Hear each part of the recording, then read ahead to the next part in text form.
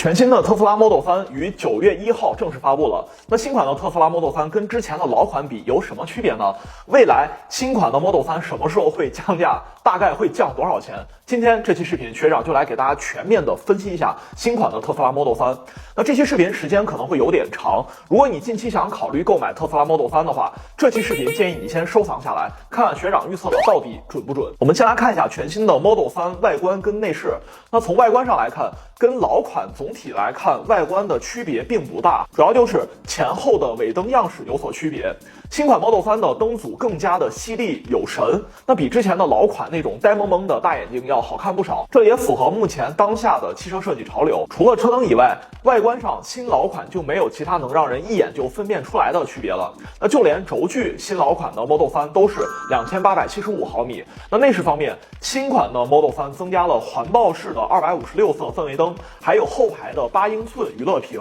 不过呢，这个后排屏幕不像是传统豪华车上面的那种挂在前排座椅后面的那种娱乐屏，而是放在了后排的空调出风口上面。那这个后排娱乐屏幕，如果单从观感上面来看的话，确实能提升整车的科技感跟逼格，但是呢，这个实用性你就不要想了，也就能调空调的温度，仅此而已了。如果说后排的乘客拿这个屏幕看视频的话，不吐到你车里才怪呢。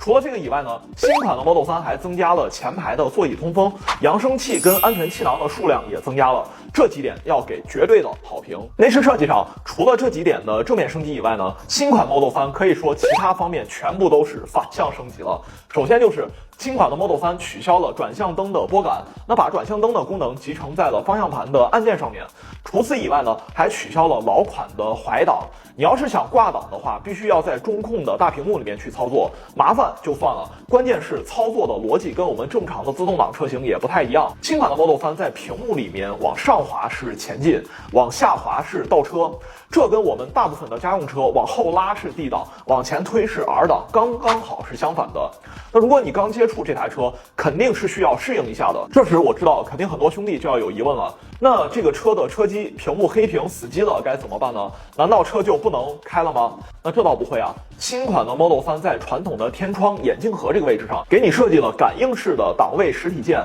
那如果遇到紧急情况，可以用这个实体键来进行换挡操作。那反正取消怀档跟转向灯拨杆，学长是坚决反对的。那汽车的设计之初就是要满足大家的驾驶习惯，不要让用户有过高的一个学习成本。先不说能不能适应的问题，对于绝大部分用户来说，这种设计会不会造成安全隐患？那反正学长个人是非常不喜欢特斯拉的这种设计的，完全就是反人类。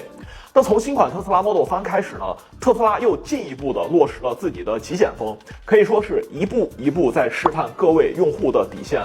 那学长这里有一个大胆的猜测，下一代的特斯拉 Model 3会不会直接取消方向盘，还有刹车跟油门的踏板？特斯拉可以跟 Switch 直接联名开发一款手柄，开车的时候就用这个手柄来操作，休息的时候还能拿这个手柄在中控屏幕里面打游戏，这不是一个天才的设计吗？这样做既节约了成本，还能给用户更多的功能，简直是一举两得。哎，你他娘的还真是个天才！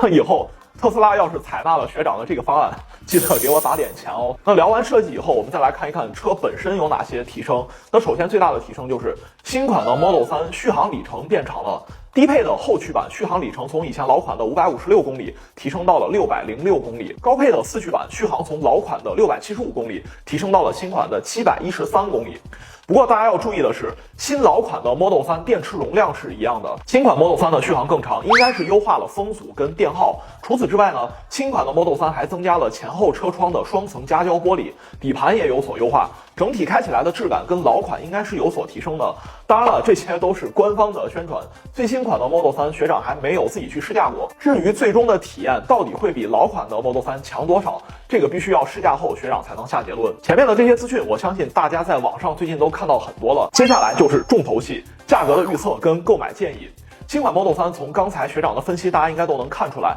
它就是一个中期的小改款车型，绝对算不上全新的换代车。跟老款的23.19万到33.19万的售价相比呢，新款的售价是25.99万到29.59万。我们主要拿最走量的后驱标准版来做一下对比，新款的25.99万比老款的23.19万贵了足足2.8万元。那虽然价格贵了，但是呢，新款的配置也有一些提升。多出的配置跟新的设计到底值不值这2.8万呢？学长认为是绝对不值的。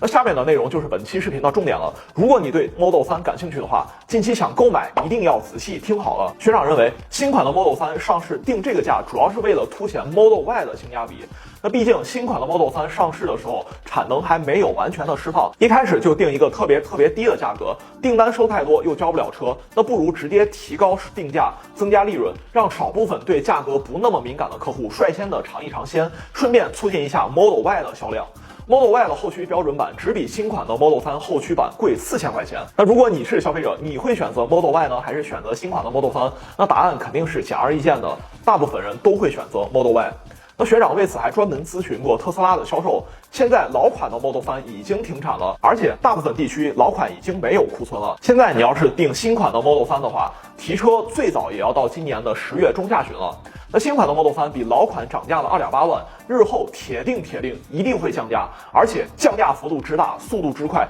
绝对会超出你的想象。特斯拉是一家极致追求成本控制的车企，而且马斯克这个人当年创建特斯拉这个企业的时候，就希望把特斯拉打造成人人都买得起的车。马斯克本人非常崇拜亨利·福特，他为什么给特斯拉的车命名都是以 Model 开头的？其实就是想致敬福特当年 T 型车的辉煌。亨利·福特给美国装上了车轮，马斯克也想重现当年福特的辉煌，让全世界所有的车都完成新能源的转型。T 型车当年为什么能畅销全美国，就是因为价格极其的便宜。那当时的 T 型车最低的售价是260美元，美国一个普通的工人当时的年薪大约是400美元，也就是说，一个普通的美国工人8个月的工资就可以买到一台全新的福特 T 型车。那如果特斯拉想成为当年的福特， Model 3的价格一定要降价，而且是要大幅度的降价。学长做一波大胆的预测，新款的 Model 3会在明年的1季度首次降价，大概会降到现在老款23万元左右的一个价格。那等到明年的3季度会再次的降价，最多不出2年时间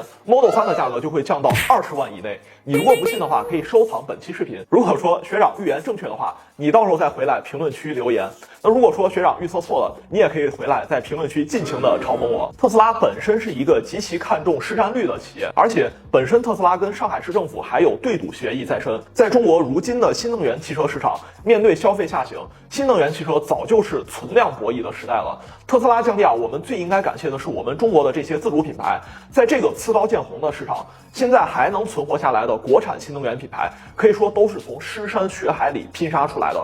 那这些品牌放眼全世界的任何国家，对于那些国外的车企可以说都是降维打击。这就像我们 CBA 的 MVP 跑去打业余比赛是一样的，能在中国这个新能源市场存活下来的车企，就算是特斯拉这样的超级巨头，也绝对不敢轻视。国产的新能源车一直在不停的疯狂降价，像是跟 Model 3定位接近的比亚迪海豹，起售价才18.98万，还有小鹏的 P7、哪吒 S、领跑 C01等等一系列的国产新能源车，现在基本上已经下探到20万以内了。所以的话，你觉得特斯拉的 Model 3这个25.99万的起售价到底能维持多久呢？可以一起在评论区讨论。你别说特斯拉还有品牌力的优势在，那在新能源这个时代，大家对于国产品牌是非常认可的，像是 BBA 还有一众的合资品牌，在新能源汽车时代都被大家称为杂牌电动车。那特斯拉就算有一些品牌力的光环，但远没有达到当年燃油车时代洋品牌那么的有吸引力。那现在的老百姓买新能源车是非常务实的，在新能源车这个时代，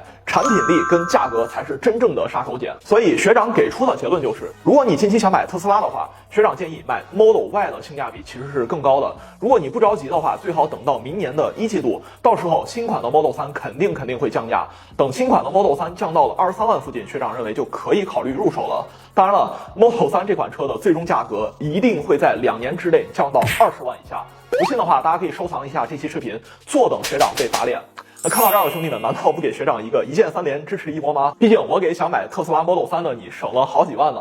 这里是超音速，一档隔壁王奶奶都能看懂的汽车节目，我是吉姆学长，让我们下期再见。